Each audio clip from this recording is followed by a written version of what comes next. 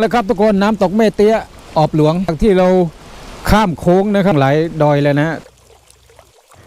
มาถึงน้ำตกแม่ย่านะครับมีลานจอดรถ2 ฝั่งสายฝาจอดแล้วก็ค่อยเดินขึ้นไปดีกว่าครับ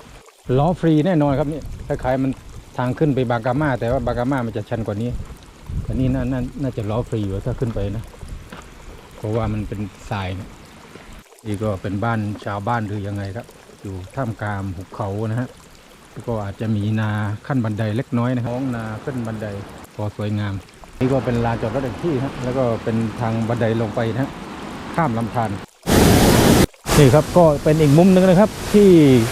หลายคนได้มานะมุมนี้ส่วนมากก็จะไปอยู่ตรงกลางซะมากกว่านะข้างล่างนะฮะก็เป็นแอ่งน้ำนะครับอาจจะแช่น้ำได้นิดหน่อยครับแต่ว่าอาบน้ำไม่น่าได้ตอนนี้ผมก็ให้ทุกคนนะครับ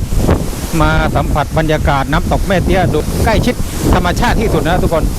นี่ครับได้ยินเสียงธรรมชาตินะเล่นน้ำไปได้ครับน้ำมันแรงดูลมสิครับทุกคนชะง่อนหิน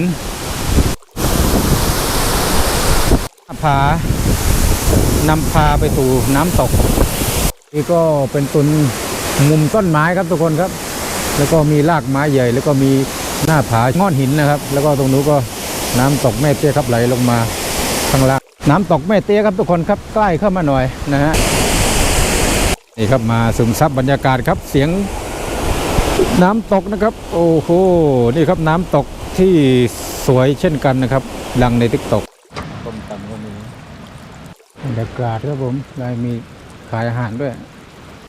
โอ้จะเป็นพวกย่างครับพวกก๋วยเตี๋ยว